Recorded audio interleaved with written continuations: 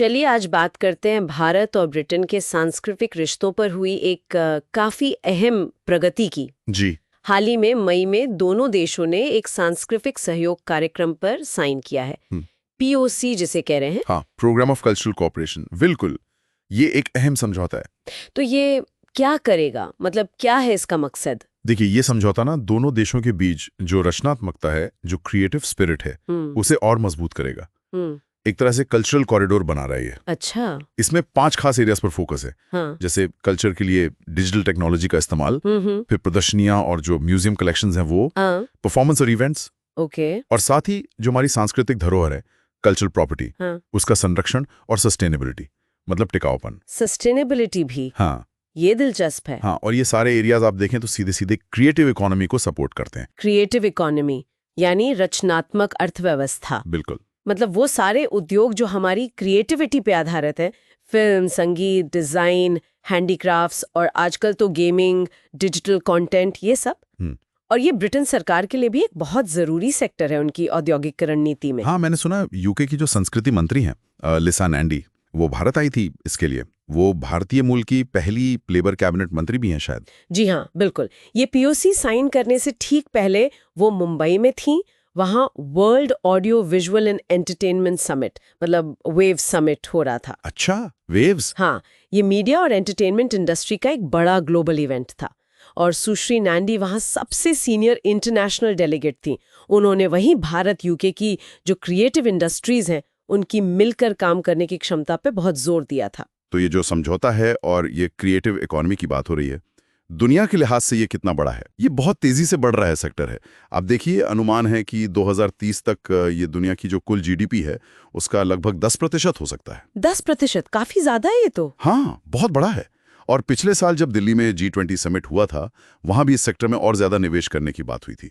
भारत ने पहली बार weaves host किया। ये भी दिखाता है कि हम इसे लेकर कितने गंभीर हैं। सही बात है।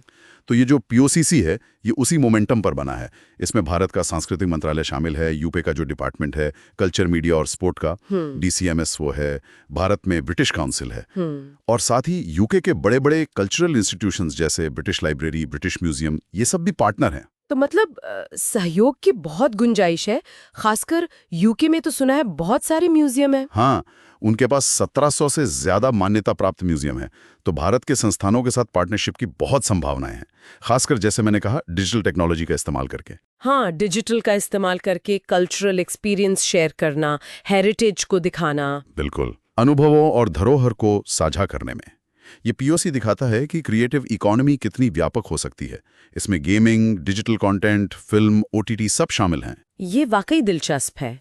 अच्छा, अब अगर हम भारत पे फोकस करें, हमारे पास इतनी गहरी सांस्कृतिक विरासत है, टेक्नोलॉजी में भी हम आगे हैं, कुशल कारीगर हैं और दुनिया की सबसे बड़ी युवा आबादी। तो हमारे लिए ये समझौता क्या खास मौके लेकर आता है? देखिए, भारत की स्थिति तो बहुत ही अनोखी है इस मामले में। हमारी जो क्रिएटिव इकोनॉमी है वो करीब $35 अरब की मानी जाती है। $35 अरब? जी, और ये खेती के बाद देश में सबसे ज्यादा रोजगार देने वाले सेक्टर्स में से एक है। लगभग 8% वर्कफोर्सेस में है। 8%? ये तो बहुत बड़ा नंबर है। बिल्कुल, और ये सिर्फ बड़े शहरों तक सीमित नहीं है।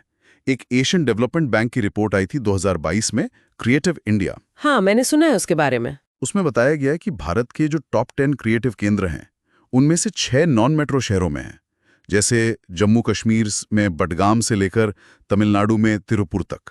अच्छा, मतलब छोटे शहरों में भी बहुत क्रिएटिविटी है। हाँ, ये हमारी सांस्कृतिक विविधता को दिखाता है।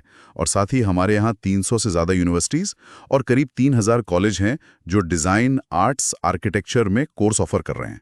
तो टैलेंट पूल भी बढ़ रहा है। और यूके की क्या भूमिका रही है इसमें? खासकर आपने G20 का जिक्र किया था। हाँ, देखिए, 2023 में जब भारत G20 प्रेसिडेंट था तो यूके ने कल्चरल एजेंडा को काफी सपोर्ट किया। कई तरह की आर्ट पार्टनरशिप्स हुई, क्रिएटिव प्रोजेक्ट्स के लिए ग्रांट्स दिए गए और साल भर कल्चरल एक्सचेंज चलते रहे। जैसे कोई उदाहरण? हाँ, एक प्रोग्राम था वेल्स इन इंडिया, वो पूरे साल चला और उसका समापन अभी 2024 में नागालैंड के हॉर्नबिल फेस्टिवल में हुआ। तो इस तरह के आदान प्रदान से रिश्ते मजबूत होते हैं। ये सब सुनने में तो काफी अच्छा लग रहा है, लेकिन क्या ये सब अलग अलग संस्थाएं, सरकार, म्यूजियम, निजी कंपनियां, इनके बीच तालमेल बिठाना ये एक चुनौती नहीं होगी? चुनौती तो है, बिल्कुल है, और इसीलिए लगातार सहयोग, मतलब कंसिस्टेंट कोलैबोरेशन बहुत जरूरी है। और ये ग्लोबल पार्टनरशिप्स इसलिए भी अहम है क्योंकि क्रिएटिव इकोनॉमी बहुत तेजी से बदल रही है। हाँ, टेक्नोलॉजी बदल रही है। बिल्कुल, स्किल्ड लोगों की कमी महसूस हो रही है कई एरियाज में। फिर नई टेक्नोलॉजी आ रही है, आर्टिफिशियल इंटेलिजेंस, AR, VR, ये सब इस सेक्टर को पूरी तरह बदल रही हैं। सही। तो अंतर्राष्ट्रीय सहयोग से क्या होता है कि हमारे प्रोफेशनल्स को ग्लोबल स्किल्स मिलती हैं, उन्हें ये समझने में मदद मिलती है कि इस डिजिटल बदलाव से कैसे निपटना है। प्रधानमंत्री मोदी का विजन भी है भारत को एक ग्लोबल क्रिएटिव हब बनाने का, लेकिन इसको हकीकत बनाने के लिए सरकार, इंडस्ट्री और एकेडमिया यानी शिक्षण संस्थानों को मिलकर लगातार काम करना होगा। क्या इसमें प्राइवेट सेक्टर मतलब निजी कंपनियां भी कुछ कर रही हैं? हाँ, बिल्कुल कर रही हैं। एक अच्छा उदाहरण है रॉयल एनफील्ड का। अच्छा, मोटरसाइकिल ब्रांड। हाँ, वही आइकॉनिक यूके इंडिया ब्रांड, वो यूनेस्को के साथ मिलकर हिमालय में काम कर रहे हैं। उनका एक सामाजिक मिशन है वहाँ। किस तरह का काम? वो वहाँ की जो अमूर्त सांस्कृतिक विरासत है, इंटेंजिबल कल्चरल हेरिटेज, उसे बचाने का काम कर रहे हैं। उनकी एक टेक्सटाइल कंजर्वेशन प्रोजेक्ट है the Himalayan knot. The Himalayan knot? जी, इसके जरिए वो 580 से ज्यादा कारीगरों के साथ जुड़े हैं। इससे न सिर्फ कपड़ा बनाने की जो सदियों पुरानी स्थायी परंपराएं हैं वो बच रही हैं, बल्कि उन कारीगर समुदायों के लिए नए बाजार भी खुल रहे हैं, नए मार्केट लिंकेज बन रहे हैं। ये कहानी खुद लीजा नैंडी ने दिल्ली में ब्रिटिश हाई कमीशन में एक रिसेप्शन में सुनाई थी। वहीं पर सेरेंडिपिटी आर्ट्स फेस्टिवल के बर्मिंघम चैप्टर का भी लॉन्च हुआ था। अच्छा, तो मतलब सिर्फ सरकारी स्तर पर ही नहीं बल्कि कंपनियां और आर्ट्स फेस्टिवल भी इसमें जुड़ रहे हैं। बिल्कुल, ये एक मिला जुला प्रयास है। तो अंत में हम ये कह सकते हैं कि यूके और भारत को जो चीज असल में बांधती है वो शायद यहाँ के लोग हैं और उनकी कहानियां हैं। बिल्कुल सही कहा आपने। आज की दुनिया में जहाँ इतने संघर्ष हैं, इतनी अनिश्चितता है, वहाँ संस्कृति और रचनात्मकता ही वो सबसे पुराने और आजमाए हुए तरीके हैं जो लोगों और देशों के बीच के रिश्तों को बेहतर बना सकते हैं, उन्हें ठीक कर सकते हैं। तो हमें इस रचनात्मक चिंगारी को संजोना चाहिए, इसमें निवेश करना चाहिए हर हाल में। और यहाँ एक सवाल शायद सोचने के लिए छोड़ा जा सकता है, हाँ, कि ये जो समझौते हो रहे हैं, जो आर्थिक फायदे दिख रहे हैं, इनसे परे जाकर व्यक्तिगत स्तर पर लोगों की रोजमर्रा की जिंदगी में ये रचनात्मक आदान प्रदान और सहयोग दोनों देशों के लोगों के बीच आपसी समझ और हमदर्दी को असल में कैसे और गहरा कर सकते हैं।